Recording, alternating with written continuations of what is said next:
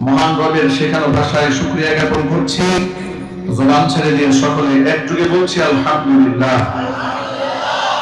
রব্বানা লাকাল হামদ হামদান কাসীরা তাইয়িবান মুবারাকান ফীহি ইয়া রাব্বি লাকাল হামদু কামা ইয়ানবাগি লিজালালি ওয়াজহিকা ওয়া আযীমি সুলতানিকা।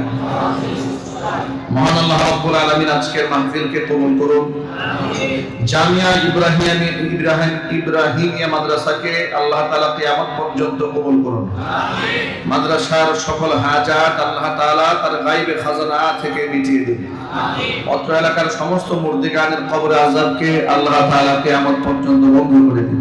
আমিন। কাল হাসরের কঠিন ময়দানে আজকের এই আয়োজন আল্লাহ তাআলা আমাদের সকলের নাজাতের জরিয়া হিসেবে কবুল করুন। আমিন। আমার হাতে নির্ধারিত সময় পার হয়ে যাচ্ছে। পোস্টারে দেখেছেন আমার নির্ধারিত আলোচনা সময় হচ্ছে 9:30। আমরা আরো অনেক আগেই চলে এসেছি। এই কর্তৃপক্ষ যখন আমার সাথে যোগাযোগ করলেন তখন এই বছরে আমার কোনো মাহফিল নেওয়ার মতো সুযোগ ছিল না। 2025 এবং 26 সালের কোনো শিডিউল না থাকাতে ওনারা একটা ট্রানজিট প্রোগ্রাম নিয়েছেন বাংলাদেশে, এই জন্য টাইমটা লিখে দেওয়া হয়েছে। তো নির্ধারিত সময় ছিল রাত 10:30, শেষ টাইম। বয়সের শেষ টাইম কয়টা? এখন কয়টা বাজে? মোটামুটি শেষ সময় চলে এসেছে। কারণ যেহেতু পূর্বে নির্ধারিত আরো একটা প্রোগ্রাম আছে, সেখানে হাজিরা দিতে হবে। এই জন্য আমি ইচ্ছা থাকা সত্ত্বেও লম্বা কথা বলতে পারবো না, এই জন্য আগে দুঃখ প্রকাশ করে দিচ্ছি। যে কয়েকটা কথা বলবো একটু খুব মনোযোগ সহকারে কথাগুলো শুনতে হবে। বস্তা ভর্তি ওয়াজ দিয়ে যে আল্লাহ হেদায়েত দিয়ে দিবেন বিষয়টি তা না। অনেক সময় দুই একটি কথা মানুষের হৃদয় টাচ করতে পারে, ঠিক না? আমি লম্বা ভূমিকায় না গিয়ে সরাসরি আলোচনায় ঢুকে যাচ্ছে।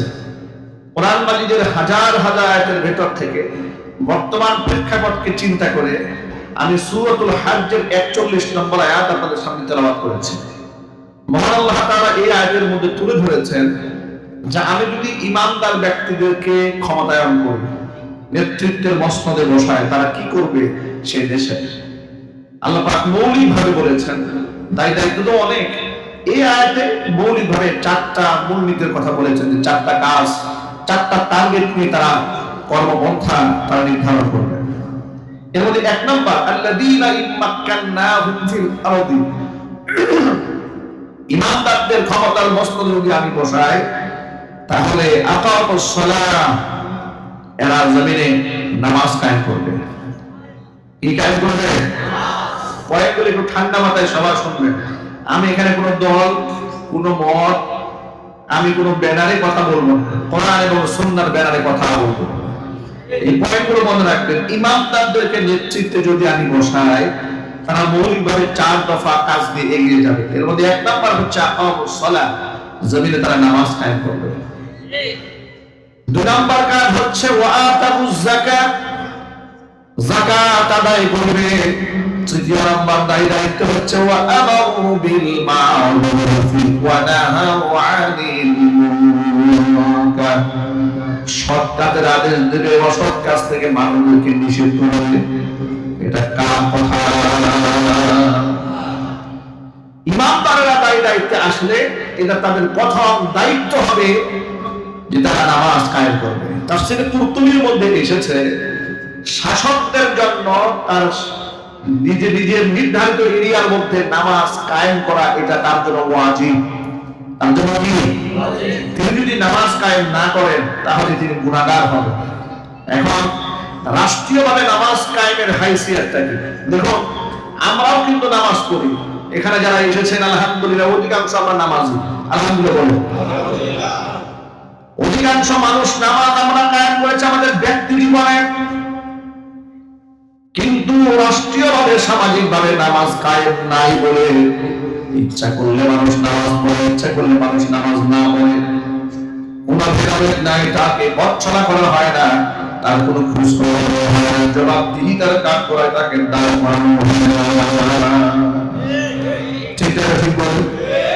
নামাজ কায়েম হয়ে গেলে কেন নামাজ হলো না, কেন নামাজ তিনি এলেন না, তার খোঁজ খবর নেওয়া হতো। যেমন নবী করিম সাল্লাল্লাহু আলাইহি ওয়াসাল্লামের পেছনে নামাজ পড়তে হুজুরের সাহাবী সাবিত ইবনে কায়েস রাদিয়াল্লাহু তাআলা আনহু মদিনাতে, হঠাৎ করে সাবিত ইবনে কায়েসকে রাসূল দেখতে পেলেন। হুজুর জিজ্ঞেস করলেন, সাবিত ইবনে কায়েস কোথায়? নবী করিম সাল্লাল্লাহু আলাইহি ওয়াসাল্লামের সাহাবীদের মধ্য থেকে একজন দাঁড়ায় গেলেন, দাঁড়িয়ে বললেন, তার নাম হলো সাদ বিন মুআজ রাদিয়াল্লাহু তাআলা আনহু, হে আল্লাহর নবী, সাবিত ইবনে কায়েস সম্পর্কে আমার কাছে খবর আছে। তিনি অসুস্থ নন, তবে নামাজে কেন আসেন নাই আমি খবর দিতে পারবো। আল্লাহর নবী সাদ বিন মুআজকে পাঠিয়ে দিলেন, সাবিত ইবনে কায়েসের বাড়িতে যাও, খোঁজ খবর নিয়ে আসো, আসলে দেখো সে নামাজে কেন আসে না। সাবিত ইবনে কায়েসের বাড়িতে তিনি গেলেন, ঘরের মধ্যে ঢোকার পরে দেখতে পেলেন তিনি ঘরের মধ্যে বসে মাথা নিচু করে লজ্জিত হয়ে বসে আছে। জিজ্ঞেস করলেন, কি হয়েছে তোমার, নামাজে আসো না কেন? আল্লাহর নবী তোমার খোঁজ খবর নিয়েছেন। সাবিত ইবনে কায়েস বললেন, কোরআন মাজিদে এমন একটা আয়াত নাযিল হয়েছে, আমার তো মনে হয় আমি জাহান্নামী হয়ে গেছি। কেন, কি হয়েছে তোমার শোনাও। তিনি বললেন, সূরাতুল হুজুরাতের 2 নম্বর আয়াত আল্লাহ বলেছেন, ইয়া আইয়ুহাল্লাযীনা আমানু লা তারফাউ আসওয়াতাকুম ফাওকা সাওতিন নাবিয়্যি ওয়া লা তাজহারু লাহু কাজাহরি বা'দিকুম লিবা'দিন আন তাহবাতা আ'মালুকুম ওয়া আনতুম লা তাশউরুন। ওই বান্দারা, তোমাদের কণ্ঠের আওয়াজ আমার নবীর কণ্ঠের আওয়াজের উপর উঁচু করবে না।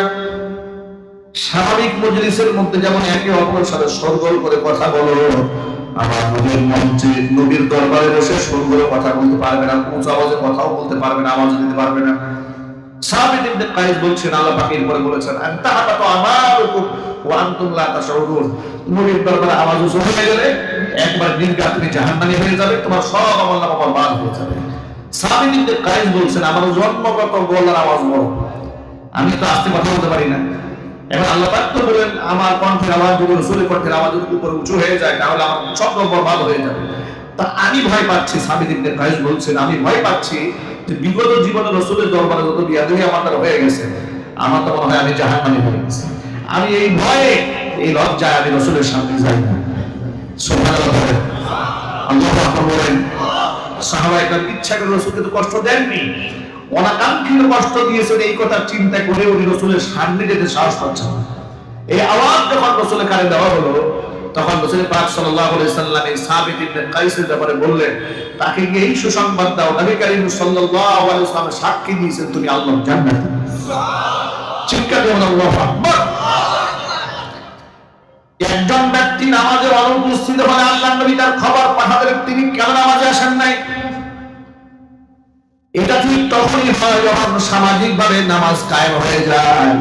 এই সমাজের মধ্যে নামাজ যদি কায়েম হয়ে যেত, আজকে সমাজের মধ্যে ঘুষ, দুর্নীতি, চোরাচালানি, চাঁদাবাজি, মাস্তানি, খুন খারাপি, রাহাজানি, যত প্রকারের অন্যায় আছে সমস্ত অন্যায়গুলো বন্ধ হয়ে যেত যদি নামাজ সমাজের মধ্যে রাষ্ট্রীয়ভাবে কায়েম হয়ে যেত।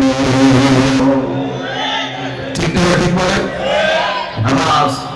নামাজ ব্যক্তিকে অন্যায় থেকে বিরত রাখে, কোরআন বলেছে, এটা আমার কথা নয়। কোরআন মানে আল্লাহ পাক বলেন, ইন্নাস সালাতা তানহা আনিল ফাহশাই ওয়াল মুনকার। নিশ্চয় নামাজ মানুষকে সব ধরনের অপকর্ম থেকে এবং অশ্লীল কাজ থেকে বাঁচিয়ে দেয়। নামাজি ব্যক্তি কখনো হাসেদ হয় না, নামাজি ব্যক্তি মুতাকাব্বির হয় না, নামাজি হিংসুক হয় না, নামাজি দাম্ভিক এবং অহংকারী হয় না, নামাজি ব্যক্তি বিনয়ী হয়। কারণ নামাজি ব্যক্তি সব সময় আল্লাহ পাকের সাহায্য প্রাপ্ত হয়। নামাজি ব্যক্তি সিদ্ধান্ত নিতে ভুল করে না, নামাজি ব্যক্তি সব সময় সঠিক সিদ্ধান্ত নেয় আল্লাহ পাকের সাহায্যে। কারণ নামাজি ব্যক্তি দৈনিক কমপক্ষে 5 বার রবের সামনে দাঁড়িয়ে বলে, ইহদিনাস সিরাতাল মুস্তাকিম, হে আল্লাহ তুমি আমাদেরকে সঠিক পথের দিশা দাও। সুবহানাল্লাহ বলেন। পাঁচবার যখন আল্লাহর বান্দা আল্লাহকে এই কথা বলে যে আল্লাহ তুমি আমাকে সঠিক পথের দিশা দাও, সঠিক পথের দিশা দাও, সঠিক পথের দিশা দাও, আল্লাহ পাক তার দোয়া মঞ্জুর করে তাকে সঠিক রাস্তায় পৌঁছাতে বলেন। এই জন্য যারা রাষ্ট্র ক্ষমতায় আসবেন মুসলমানের সন্তান, তাদের এক নাম্বার প্রতিজ্ঞা হওয়া উচিত যে আমরা এই সমাজের নামাজ কায়েম করব। ঠিক আছে, ঠিক বলেন। আমি আবার বলছি, যারা ক্ষমতার মস্তকে বসবে মুসলমানের সন্তান, তারা এই মুসলমানের কাছে নির্বাচনী ইশতেহারে ওয়াদা করা উচিত আমরা ক্ষমতায় গেলে রাষ্ট্রীয়ভাবে অবশ্যই দেশে নামাজ কায়েম করব। ঠিক আছে, নামাজ কায়েম হোক আপনারা চান? কারা কারা চান হাত দেখেন তো। মাশাআল্লাহ, আল্লাহ কবুল করে, জোর করে আমিন। হাত নামা। আমি আপনাদের সামনে এখন সেই সমস্ত তালিকাগুলো পড়ে শোনাতে পারতাম, যতগুলো জরিপ চালানো হয়েছে এই সোনার বাংলাদেশে বিভিন্ন এনজিও থেকে, যে বাংলাদেশে ক্রমান্বয়ে শরিয়া আইন বাস্তবায়ন হোক এই পক্ষে মানুষের সংখ্যা দিন দিন বেড়েছে। প্রথম আলোর এক সমীক্ষার মধ্যে এসেছে প্রায় 65% মানুষ, 65% মানুষ বাংলাদেশে শরিয়া আইন চাচ্ছে। আল্লাহু আকবার। একটা বামপন্থী পত্রিকা এই জরিপ চালিয়েছে। এরকম আরো বহু পত্রিকা, কোন পত্রিকায় 65, কোন পত্রিকায় 75, কোন পত্রিকায় 80% মানুষ এদেশে শরিয়া আইন চাচ্ছে, আল্লাহর আইন চাচ্ছে। আল্লাহর আইন চাওয়ার কারণটা শোনায় আপনাদেরকে। কারণ এই দেশের মানুষ দেখেছে 54 বছর তথাকথিত গণতন্ত্রের কথা শুনতে শুনতে কান ঝালাপাড়া হয়েছে। গণতন্ত্রের মানুষ কন্যা যাদের উপাধি, তারাই মানুষ খুন করেছে সবচেয়ে বেশি। ঠিক না? যারা শান্তিতে নোবেল পাওয়ার জন্য ক্যাম্পেইন করেছে বিশ্ব দরবারে, তারাই পৃথিবীতে সবচেয়ে বেশি অশান্তি তৈরি করছে। হাসিনার দিকে তাকান, সেটাকে শান্তিতে নোবেল পাওয়ার জন্য খুব লবিং করেছে, অথচ শেষে অশান্তির শত্রু। ঠিক না? ঠিক। ডোনাল্ড ট্রাম্পের দিকে তাকান, সেও নাকি শান্তিতে নোবেল পাওয়ার জন্য লবিং করে। এর যদি শান্তিতে নোবেল দেওয়া হয়, তাহলে অশান্তির জন্য কাউকে আর নোবেল দেওয়ার কোনো খুঁজে পাওয়া যাবে না। কয়েকদিন আগে নাকি ডোনাল্ড ট্রাম্প দুঃখ করে বলেছে, শান্তিতে যেহেতু আমাকে নোবেল দেওয়া হলোই না, তো শান্তি নিয়ে আমার তো টেনশন নেই। মানুষটা জানোয়ার, মানুষটা জানোয়ার। এই জানোয়ারের নেতৃত্বে, তার আশকারাতে, তার সহযোগিতার ফিলিস্তিনে লক্ষ লক্ষ মুসলমান ঘর ছাড়া বাড়ি ছাড়া। ঠিক আছে, ঠিক। এটা কিয়ামতের আলামত। এই ধরনের জাহেল মূর্খগুলো সমাজের নেতা হয়েছে, বিশ্ব দরবারে বিদায় হয়েছে। এর মতো পাগল, এর মতো উন্মাদ লাখো মানুষের সামনে গিয়ে এমন ভাবে নাচে, ব্যাংরেও হার মানায়। ঠিক আছে, বলেন। সে হয়ে গেছে বিশ্ব আমি, বিশ্ব দরবারে লিডার হয়ে গেছে। কিয়ামতের আলামত রুয়াসাহুম জুহালুহুম। এই সমাজের নেতৃত্ব চলে যাবে মূর্খদের হাতে। আজকে বাংলাদেশের মধ্যে সাম্য নাই, ভ্রাতৃত্ব নাই, ইনসাফ নাই, ন্যায়পরায়ণতা নাই। শাসনের নামে আছে শোষণ, জুলুম, নির্যাতন, আধিপত্য বিস্তার, পেশি শক্তির অপব্যবহার। এগুলো থাকার কারণে সমাজের দুর্বল শ্রেণীর মানুষদের উপর সরকার কিংবা রাষ্ট্র শাসন চালায়, কিন্তু যদি শক্তিধর কোনো ব্যক্তি অন্যায় করে, তার উপর আর কোনো আইন প্রয়োগ করা হয় না। যার বড় প্রমাণ বাংলাদেশের হাজার বছরের শ্রেষ্ঠ সন্তান শহীদ শরীফ উসমান হাদি। এই ছেলেটাকে প্রকাশ্য দিবালোকে হীরাটুকরা সন্তান, বাংলাদেশের প্রচন্ড মেধাবী, প্রচন্ড তীক্ষ্ণ মেধা সম্পন্ন ব্যক্তি, প্রচন্ড দরদি, প্রচন্ড আল্লাহী মানুষটাকে ঢাকা শহরের মতো এমন একটা যানজট এরিয়াতে প্রকাশ্য দিবালোকে খুন করা হলো। আসামি নাকি দেশের সরকার খুঁজেই পায় না, প্রশাসন নাকি খুঁজেই পায় না। আমরা বলি সরিষার মধ্যে যদি ভূত ঢুকে, এই ভূত তার কোনো রাস্তা থাকে না। বেড়া দিয়েছেন ছাগলে যেন বেড়াই খেত, ছাগলে যেন খেত না খায়। বেড়া যদি খেত খাওয়া শুরু করে, এই খেত আপনি রক্ষা করবেন কি করে? যে আইন শৃঙ্খলা রক্ষাকারী বাহিনী দিয়ে আইন আপনি ঠিক রাখবেন, সে আইন শৃঙ্খলা রক্ষাকারী বাহিনীর কর্মকাণ্ড হচ্ছে নিরপরাধ মানুষের পকেটের মধ্যে গাঁজা ঢুকায় তারা মামলা দিয়ে দেওয়া, ঢুকিয়ে দিয়ে নিরীহ মানুষকে গ্রেফতার করে নিয়ে যাওয়া, নিরীহ মানুষের পকেটে অস্ত্র রেখে অস্ত্র মামলা দিয়ে মানুষকে গ্রেফতার করে নিজের খুব বড় অফিসার, বহুত বড় কাজ করেছেন বলে সামান্য একটা লকআপ পদবি পাওয়ার জন্য কত মানুষকে তারা জঙ্গি বানিয়ে হত্যা করেছে। ঠিক না? তাহলে সে দেশ, সেই সমাজে, সেই সমাজে, সেই রাষ্ট্রে আমি ইনসাফ প্রতিষ্ঠিত করতে গেলে আপনার কোরআনের শাসন ছাড়া বিকল্প কোনো রাস্তা নেই। কোরআনের শাসন যদি কায়েম হয় কেমন ইনসাফ হবে লক্ষ্য করেন। কে প্রেসিডেন্টের ছেলে আর কে মন্ত্রীর ছেলে দেখার কোনো সময় নাই। কে রিক্সাওয়ালার ছেলে আর কে গার্মেন্টসে চাকরি করে কোনো পার্থক্য থাকবে না। যে করবে তার সামান্য হবে। এটার নাম ইসলাম। এটার নাম কি? আপনি বলবেন এত বড় বড় কথা বলে পৃথিবীর কোন জায়গায় এমন শাসন আছে? আমি তো আপনাদেরকে বলবো কোরআন থেকে সুন্নাহ থেকে খোলাফায়ে রাশিদিনদের ইতিহাস আপনারা তাকায় দেখেন মুসলমানরা শাসন ব্যবস্থা কিভাবে পরিচালনা করেছে। ওমর ইবনে খাত্তাব রাদিয়াল্লাহু তাআলা আনহু যখন শাসক, এমন শাসন তিনি অর্ধজাহান পরিচালিত হয় তার একটা আকরের ইশারায়।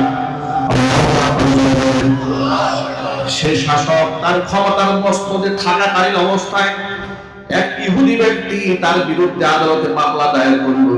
ওমর রাদিয়াল্লাহু তাআলা যখন খলিফা আমিরুল মুমিনিন, যে রাস্তায় হযরত ওমর হাঁটে সেই রাস্তায় শয়তান হাঁটে সাহস পায়। সেই সময় কাজী ছিল কাজী সুরাইহ রাহিমাহুল্লাহ, একজন তাবিঈ ছিলেন। সাহাবী তিনি ছিলেন না, কিন্তু তাবিঈ হওয়ার পরেও তিনি 3 জন খলিফার শাসনামলের প্রধান বিচারপতির দায়িত্ব পালন করেছেন। এক হযরত ওমর রাদিয়াল্লাহু তাআলা, উসমান গনি জিন নুরাইন রাদিয়াল্লাহু তাআলা, হযরত আলী কাররামাল্লাহু ওয়াজহা, এই তিন জন খলিফার শাসনামলে কাজী সুরাইহ মুসলিম খলিফাদের নেতৃত্বে মুসলিম রাষ্ট্রগুলোর মধ্যে প্রধান বিচারপতির দায়িত্ব পালন করেছেন। এমন বিচারক, এমন ন্যায়পরায়ণ শাসক, সুবহানাল্লাহ। খলিফা ওমরের বিরুদ্ধে মামলা করেছে ইহুদি, হযরত ওমরকে তিনি আসামির কাঠগড়ায় দাঁড় করিয়েছেন। সুবহানাল্লাহ বলতে পারবেন আপনারা? হযরত ওমরকে এক পাশে দাঁড় করিয়েছেন, আরেক পাশে ইহুদি দাঁড়িয়েছে, বাদী বিবাদী দাঁড়িয়েছে।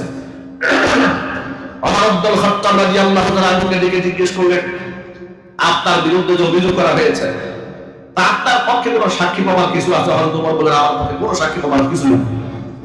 এবার তিনি ওমরের পক্ষে রায় না দিয়ে ইহুদির পক্ষে রায় দিলেন। একজন রাষ্ট্রপ্রধান ক্ষমতায় থাকাকালীন অবস্থায় রাষ্ট্রপ্রধানের বিরুদ্ধে কাজে হাসতে হাসতে রায় ঘোষণা করে, চিৎকার দিয়ে বলেন আল্লাহু আকবার। আবার যার পক্ষে রায় দেন তিনি মুসলমান না, তিনি একজন ইহুদি। ঐতিহাসিক ঘটনা আপনারা আরেকটা শুনেছেন, ওমর রাদিয়াল্লাহু তাআলার শাসন আমলে ঘটনা ঘটেছে। আলী কাররামাল্লাহু ওয়াজহা কাজী সুরাইহের কাছে গিয়ে মামলা দায়ের করলেন ইহুদির ব্যাপারে। তিনি বললেন, যুদ্ধের ময়দানে যে ঢাল দিয়ে আমি মোকাবেলা করি ওই ঢালটা চুরি হয়ে গেছে, দীর্ঘদিন পায় না। হঠাৎ করে পেয়েছে এক ইহুদির কাছে। ইহুদির কাছে যখন চেয়েছে ঢালটা আমার দিয়ে দাও, সে বলে না এটা আমার না, এটা আমার, তোমার না, এটা বাক বিতণ্ডা হয়েছে, বিচার দেওয়া হলো। হযরত আলী কাররামাল্লাহু ওয়াজহা আহলে বাইতের সদস্য, নবী করিম সাল্লাল্লাহু আলাইহি ওয়াসাল্লামের কলিজার টুকরা বীর জামাতা, আল্লাহু আকবার। হাসান হুসাইনের পিতা, কত মর্যাদাবান ব্যক্তি, কত সম্মানিত ব্যক্তি। এরপরে তিনি মুসলমানদের চতুর্থ খলিফা ইসলামের ইতিহাসে। তাকে দাঁড় করায় দিলেন এক প্রান্তে, আরেক প্রান্তে ইহুদিকে দাঁড় করালেন। হযরত আলীকে ডেকে কাজী সুরাইহ বলছেন, আলী আপনার কাছে কি কোনো ডকুমেন্ট আছে, কোনো দলিল আছে? কারণ নিয়ম হচ্ছে যে জিনিস যে দাবি করে তার প্রমাণ থাকতে হয়। এই যে ঢালটা আপনি দাবি করলেন, ইহুদির হালে থাকা ঢালটা, এটা আপনার প্রমাণ নিশ্চয়ই প্রমাণ আছে। প্রমাণ কি? প্রমাণ হচ্ছে আমার ছেলে হাসান এবং হুসাইন, আমার দুই ছেলে তার সাক্ষী যে আমি ব্যবহার করি। তিনি কি বললেন জানেন? কাজী সুরাইহ প্রধান বিচারপতি বললেন, আলী, হযরত আলী, আপনার ব্যাপারে, পিতার ব্যাপারে সন্তানের সাক্ষী ইসলামে গ্রহণযোগ্য নয়। এই সাক্ষী গ্রহণ করা হবে না, কারণ এখানে বেইনসাফ হয় সাধারণত, এই জন্য ইসলামের মূলনীতি। কিন্তু হযরত আলী কাররামাল্লাহু ওয়াজহা এখানে একটু ভেঙে দিলেন। তিনি বললেন, মাননীয় আদালত, আপনি হাসান হুসাইনের ব্যাপারে কি সন্দেহ করেন নাকি? হাসান হুসাইন মিথ্যা কথা বলবে? আপনার কি সেই হাদিস খারাপ মনে নাই?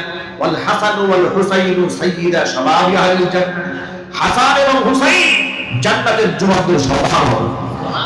আপনি হাদিস ভুলে গেছেন। বিচারক বলেন, আমি মোটেও ভুলে যাই না, এই হাদিস আমার অবশ্যই মনে আছে, এবং হাসান হুসাইনের কখনো মিথ্যা বলবে না, এটাও আমি জানি। কিন্তু ইসলামী নীতিমালা হচ্ছে পিতার পক্ষে সন্তানের সাক্ষী গ্রহণযোগ্য নয়। আমি নীতিমালার বাহিরে যাব না। সুবহানাল্লাহ বললেন ভাই, নীতিমালার বাহিরে গেলেন না। তিনি বললেন আরেকটা সাক্ষী আছে। বলে সাক্ষী কোনটা? বলে সাক্ষী আছে আমার গোলাম, আমাদের খাদেম, ও সাক্ষী দিবে। তিনি বললেন ইসলামী নীতিমালায় এটাও আছে, মুনিবের পক্ষে খাদেমের সাক্ষী গ্রহণযোগ্য নয়। এবার আপনি অন্য জায়গা থেকে সাক্ষী আনে, তিনি বলেন এছাড়া আমার কোনো সাক্ষী নাই। হযরত আলী কার্রামাল্লাহু ওয়াজহার পক্ষে তিনি রায় না দিয়া ইহুদির পক্ষে দিয়ে দিলেন। ইহুদি আদালত প্রাঙ্গণে দাঁড়িয়েই বললেন আমি একজন ইহুদি, আমি জানি এটা আমার নয়, কিন্তু তার পক্ষে সাক্ষী প্রমাণ না থাকার কারণে ইসলামে এমন ইনসাফ করে, ইসলামে এর মধ্যে কোনো স্বৈরতন্ত্র নাই, আসাদিয়াত নাই, স্বজনপ্রীতি নাই, দলপ্রীতি নাই, এমন ইনসাফ যে ধর্মে আছে, আমি কেন সেই ধর্মের বাইরে থাকবো? আনুষ্ঠানিকভাবে সেখানেই তিনি কালিমা পড়ে মুসলমান হলেন। এই শাসন ব্যবস্থার নাম ইসলাম। এই শাসন ব্যবস্থার নাম কি? চিল্লায় বলে এর নাম কি? আল্লাহ নবীর কাছে বিচারের এক মহিলার নামে মহিলা চুরি করেছে। আল্লাহ নবীর সমস্ত সাক্ষ্য প্রমাণ নেওয়ার পরে হুজুর ঘোষণা দিয়ে মহিলা হাতটা কেটে দাও। এটা আল্লাহ পাকের কোরআন। কার আয়াত? আল্লাহ পাক বলেন ওয়াস-সারিকু ওয়াস-সারিকাতু ফাকতাউ আইদিয়াহুমা জাযাআন বিমা কাসাবা নাকালাম মিনাল্লাহ। চোর নারী করার পুরুষ প্রমাণ যদি সাক্ষ্য প্রমাণ মিলে যায়, দুনিয়ার শাস্তি হচ্ছে হাত কেটে দাও। চোরদের হাত কাটা হতো। খোদার কসম করে বলি রাষ্ট্রের মধ্যে এত চোর খুঁজে বাংলাদেশের চোর কম না বেশি? আশ্চর্যের ব্যাপার কি জানেন? দুঃখজনক ব্যাপার, স্যান্ডেল চুরি করলে চোরেরা মাইর খায়, কিন্তু ডলার চুরি করলে পাই খায়। ঠিক আছে? অত স্যান্ডেল চুরের তো হাত কাটা যাওয়ার কথা না। আর হাত কাটারও বিধান আছে, কতটুকু চুরি করলে হাত কাটা হবে? 10 দিনার পর্যন্ত। সম্পদের পরিমাণে একটু বেশি হলে হাত কাটা হবে। এর মানে স্যান্ডেলটা ওই আলোটাই করে না। কিন্তু জুতার স্যান্ডেল মসজিদে চুরি হলে চোরকে পাবলিক এত পিটায় যে আদা মারা হয়ে যায়। জামিয়া রহমানিয়া 7 মসজিদ মাদ্রাসায় যখন আমি মিশকাত জামাত করি 2007 সালে, 7 মসজিদে আসরের নামাজ পড়লাম। নামাজ পড়ার পরে দেখি একটা চোর ধরা পড়েছে। পাবলিকে মসজিদে এমন পিটিয়েছে, আমার আজও মনে আছে। শেষ পর্যন্ত সে হিরোইন ঘুরছিল, গায়ে জামা কাপড় খুলে ল্যাংটা হয়ে গেছে। ল্যাংটা হয়ে সেখানে পায়খানা করতেছে মসজিদের মধ্যে। এরপরে মানুষ সেখানে চেয়ে দূরে চলে গেছে। সামান্য একটা জুতা স্যান্ডেল চুরি হলে সেই চোরকে ধরতে পারলে আপনারা এত মারে। গত 16 বছরে 28 লক্ষ কোটি টাকা খুনি হাসিনা এবং আমাদের নাতিপুতিরা চুরি করেছে। কত টাকা বলেন? 28 লক্ষ কোটি টাকা। এদের তো হাজারবার ফাঁসি দিলে এরা যা অন্যায় করেছে তার প্রায়শ্চিত্ত হবে না। ঠিক না? ঠিক বলে এদের শুধু সম্পদের চুরি কথা বললাম, কত মানুষের মানহানি করেছে। আরে কত সম্মানিত ব্যক্তিদের করা বেইজ্জত করেছে। নিরীহ আলেম ওলামাদেরকে ধরে ধরে মিথ্যা মামলা দিয়ে জেলে ফেলেছে। কবরের মধ্যে লোহা, তো কবরের মধ্যে গরু রশি দিয়ে বেঁধেছে, রেখে আদালতে দাঁড় করিয়েছে। হাতের মধ্যে লোহার পড়া, পিঠ মোড়া দিয়ে বাঁধা, পায়ের মধ্যে টান্ডা বেরি পরে, আর বুলেটপ্রুফ জ্যাকেট পরে, মাথার মধ্যে হেলমেট দিয়ে মিডিয়ার সামনে প্রচার করেছে, বোঝানোর চেষ্টা করেছে এই সমস্ত আলেমদের চেয়ে নিকৃষ্ট অপরাধী বাংলাদেশে এভাবে তারা সম্মানিত ব্যক্তিদের বেইজ্জত করেছে। কথা ঠিক না? ঠিক। এটা সূরা নামলে আল্লাহ বলেছেন ইন্নাল মুলুকা ইযা দাখালু ক্বরিয়াতান আফসাদুহা ওয়া জাআলু আইজ্জাতা আহলিহা। সুবিধা শাসক জালেমরা যখন ক্ষমতার মসনদে বসে, দুইটা কাজ তারা সমাজের মধ্যে আঞ্জাম দেয়। এর মধ্যে এক নাম্বার আফসাদুহা, সমাজের মধ্যে বিপর্যয় সৃষ্টি করে দেয়। ফাসাদ, মারামারি, কাটাকাটি, দাঙ্গা হাঙ্গামা, টেন্ডারবাজি, মুনকার মাস্তানি এমন পর্যায়ে তারা করে, ওয়াজের প্যান্ডেলে বসে হুজুর স্বাধীনভাবে ওয়াজও করতে পারে না, সামনে থেকে তারা মাইক কিনে নিয়েছে। কথা ঠিক না? কি ভুলে বলেন? এই ইতিহাসকে আপনারা ভুলে গেছেন। এর জন্য আমাদের বলেন আওয়ামী জাহিলিয়াতের ইতিহাসকে আপনারা ভুলে গেছেন। আল্লাহর কোরআনের সাথে যে মুস্তাহি করেছে, বিয়াদবি করেছে, আলেমদের সাথে যে নাফরমানি করেছে তার শাস্তি হবে ওদেরকে পেতে হবে, কথা ঠিক দেবে। আমার যুবক ভাইরা, আল্লাহ পাকের বলেন ওয়াজআলু আইজ্জাতা আহলিহা আযিল্লা, জালেম শাসকদের দ্বিতীয় নম্বর কাজ হচ্ছে সমাজের মধ্যে সম্মানিত ব্যক্তি যারা আছেন সবাইকে তারা বেইজ্জত করে। তাই দেখেন তো কাকে না ওরা বেইজ্জত করেছে। একেবারে বাংলাদেশের শীর্ষ আলেম আল্লামা মামুনুল হক হাফিজাহুল্লাহ পিতা শেখুল হাদিস আল্লামা আজিজুল হক রাহমাতুল্লাহি আলাইহি নাব্বারাল্লাহু মারকাদাহু ওয়া জাআলাল জান্নাতা মাসওয়াহু, সকলে কোন আমিন। বুখারী শরীফ তিনি বাংলায় তরজমা করেছেন জীবনের প্রথম, যার লিখিত বাংলা তরজমা করে দেশের লোকেরা এখন বুখারী শরীফ পড়তে পারে। সেই আল্লামা আজিজুল হক রাহমাতুল্লাহি আলাইহিকে খুনি হাসিনা কি করেছিল? খুনের মামলায় আসামি বানায় জেলখানায় ঢুকিয়ে দিয়েছিল। বাংলাদেশের মুফতিদের মাথার মুকুট, ওটা বাংলাদেশের শীর্ষ আলেম মুফতি আমিনী রহমাতুল্লাহি আলাইহিকে রিমান্ডে নিয়ে টর্চার করে মোটামুটি পঙ্গু বানিয়ে দিয়েছিল। বাংলাদেশের আলেম কোন শিরোমণি আল্লামা জুনায়েদ বাবনগরী রহমাতুল্লাহি আলাইহি 2013 সালে মিথ্যা মামলায় অ্যারেস্ট করে পিটাইয়া পঙ্গু বানিয়ে ঘরে পাঠিয়ে দিয়েছিল। ইতিহাস আপনারা ভুলে গেছেন, আর ভুলে গেছেন। উপমহাদেশের শ্রেষ্ঠতম কোরআনে কারিমের দায়ী, কোরআনের পাখি খ্যাত শহীদ আল্লামা সাঈদী রাহমাতুল্লাহি আলাইহির মতো জনপ্রিয় ব্যক্তিকে মিথ্যা মামলায় কারাগারে 13 বছর আটকায় রেখে চিকিৎসার নামে ইনজেকশন পুশ করে তাকে শহীদ করেছে। ইতিহাসকে আপনারা ভুলে গেছেন।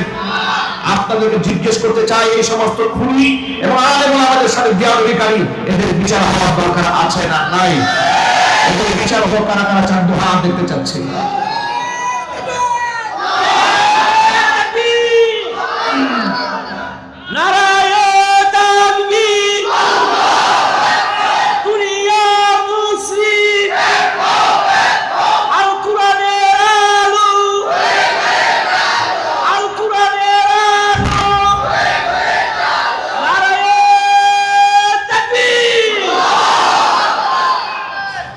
যদি আপনারা আমাদের শাস্তিকে নিশ্চিত করতে চান, আগামী নির্বাচনে, জাতীয় নির্বাচন, সংসদ নির্বাচন আসতেছে, এমপিদেরকে সিলেক্ট করার সময় আরেকটা ব্যালট থাকবে যেখানে হ্যাঁ না ভোট দেওয়া থাকবে। সকলে মিলে আপনারা হাতে ভোট দিবেন। কিসে ভোট দেবেন? বলুন। কোন মুসলমানের সন্তান নাতে ভোট দেবে না, সব মানুষ হাতে ভোট দেবে। জুলাই সনদকে মজবুত করে যে স্বৈরাচারী খুনিকে জুলাই আন্দোলনে আমরা বিদায় করেছি, তাদেরকে চিরতরে বাংলাদেশ থেকে নিষিদ্ধ করতে হবে। স্বৈরাচারকে পুনর্বাসন করতে দেওয়া হবে না। যে দল কিংবা যে ব্যক্তি স্বৈরাচারকে আবার পুনর্বাসন করতে পারে এমন মোহাব্বত দেখাবে, সেই দলকে অগ্রিম 3 তালাক দিয়ে রাখবে। রাজি আছেন ইনশাআল্লাহ? আল্লাহ কবুল করুন, আমিন। ভাইরা আমার, এই সকলকে বলি যে জালেম যদি ক্ষমতায় আসে, কোরআন বলে এলাকার মধ্যে ফাসাদ তৈরি করে, 2 নাম্বার সম্মানিত ব্যক্তিদেরকে বেইজ্জত করে। কত আলেম ওলামা মাদ্রাসা ছাত্র শিক্ষকদেরকে লাঞ্ছিত অপমানিত করেছে। 2013 সালে শাপলা চত্বরে নিরীহ আলেমদেরকে হত্যা করে শেষ রাতে আলেম ওলামাদেরকে কান ধরে উঠবস করিয়েছে। ভুলে গেছেন আপনারা? আরে যে আলেমদের হাত স্পর্শ করে লোকেরা হাতে চুম্বন করে, আলেমের পায়ের জুতা নিজের জামা দিয়ে মুছে দেয়, আলেমের হাত স্পর্শ করলে সারা বছর গল্প করে বলে অমুক হুজুরের সাথে আমার মোসাফা হয়েছে, মোলাকা হয়েছে। চেনা অজানা মানুষ আমাদেরকে সাক্ষাৎ করে বুকে টেনে নিয়ে কপালের মধ্যে চুমা খায়। সেই সমস্ত আলেমদের সাথে তোমরা কত বড় বিয়াদবি করেছো। জালেমদের পরিণতি কি হবে? 2018 সালে আমাকে স্টেজ থেকে তুলে নিয়ে মামলা দিল, আমার পকেটে ককটেল বোমা পাওয়া গেছে। আমার মতো একটা ছোট্ট মানুষের সাথে এই গাদ্দার করা করলো, আমার পকেটে নাকি বোমা পাওয়া গেছে। 22 দিন কারাবরণ করলাম, 3 বছর কোর্টে গিয়ে আদালতে হাজিরা দিলাম। আরো একাধিক মামলা দিয়েছে, দৌড়ের উপর রেখেছে। মসজিদ বোটবাজার কেন্দ্রীয় মসজিদে জুমা পড়তে দেয় নাই, 4 বছর ঢুকতে দেয় নাই। এলাকায় যে ভাড়া থাকতাম সেই বাসা থেকে তাড়িয়ে দিয়েছে। মহল্লায় থাকতে দেয় না। ঈদের নামাজ পড়াতাম ইসলামপুর কেন্দ্রীয় ঈদগাহে, 12 বছরের উপরে একটানা পড়ায়, ঈদগাহে নামাজটা পর্যন্ত পড়াতে দেয় নাই। ওরা আমাদের উপরে এই জুলুম করেছে, আমরা ওদের ভুলে যাব। ঠিক না? ঠিক। ওরা এগুলা করেছে কেন? ভারতকে খুশি করতে চেয়েছিল, নরেন্দ্র মোদীকে খুশি করতে চেয়েছিল। ওরা মনে করেছে নরেন্দ্র মোদী টিকাবেবাদের প্রতি, এটা ওরা চিন্তা করেছিল, কিন্তু মহান আল্লাহ পাকের হাতে ক্ষমতার মস্তক। মালিকানা কার? মালিকানা কার? সুতরাং মহান আল্লাহ রাব্বুল আলামিনের মালিকানা স্বীকার করে আমরা বিশ্বাস করি আগামী নেতৃত্বে বাংলাদেশে যারা আসবেন তারা সমাজে নামাজ কায়েম করবেন, যাকাত কায়েম করবেন, সৎ কাজের আদেশ দেবেন, অসৎ কাজ থেকে মানুষদেরকে বিরত রাখবেন। সুতরাং ন্যায়পরায়ণ, ইনসাফগার, আদেল শাসককে নির্বাচন করার ক্ষেত্রে আমরা কেউ ভুল করব না। আমরা সকলে মিলে নামাজি ব্যক্তিকে সিলেক্ট করব বলেন ইনশাআল্লাহ। যাদের জীবনে নামাজ নাই তাদের সাথে আমাদের কোনো সম্পর্ক নাই, একদম পরিষ্কার কথা। যারা রিকশাওয়ালার কাছ থেকে চাঁদা তোলে, যারা পুরো ঠেলাওয়ালার কাছ থেকেও চাঁদা খায়, ফ্যাক্টরি গিয়ে দখল করে, এগুলা নাই? এদের তালিকা তো আমার দেওয়া দরকার নাই। আপনার মহল্লা সম্পর্কে আপনি খুব ভালো করে অবগত আছেন। ওই 10টা গুন্ডার 20টা গুন্ডার রাজনীতি বাংলার মাটিতে আর চলতে দেওয়া হবে না। বাংলাদেশের পর আল্লাহর জমিনে আল্লাহর কোরআনের শাসন কার্যকর করার জন্য গোটা দেশের মানুষ মুখে হয়ে উঠেছে, মুখে হয়ে আছে। ইনশাআল্লাহ আগামী বাংলাদেশ আল কোরআনের বাংলাদেশ। এটা মনে বলতে হবে, ঠিক আছে? আপনার ঐক্যবদ্ধ আছেন তো ইনশাআল্লাহ? আর জোরে বলি ইনশাআল্লাহ। আল্লাহ যদি কবুল করে জোরে বলে আমিন। আমরা একমাত্র কাকে ভয় করি? যারা আল্লাহর পথে চলে, আল্লাহর কথা বলে, আল্লাহকে ভালোবেসে সপেছে জীবন, তাদের কিসের ভয়, কে করে পরাজয়, শহীদি তামান্নাতে নাচে তার মন। হাসনা হেনার গ্রামে ভুলে না হৃদয় তার, কালিমার মেঘ মাখা হৃদয় রয়েছে যার। হাসনা হেনার গ্রামে ভুলে না হৃদয় তার, কালিমার মেঘ মাখা হৃদয় রয়েছে যার। সব পিছু টান ভুলি জিহাদের পথে চল, সব পিছু টান ভুলে জিহাদের পথে চল। সে তার ঈমান বলে যারা আল্লাহর পথে চলে, আল্লাহর কথা বলে, আল্লাহকে ভালোবেসে সপেছে জীবন, তাদের কিসের ভয়, কে করে পরাজয়, শহীদি তামান্নাতে নাচে তার মন। মহান আল্লাহ রাব্বুল আলামিন আমাদের সকলকে আল্লাহর জমিনে আল্লাহর দ্বীন কায়েম করার তৌফিক দান করুন। আমিন।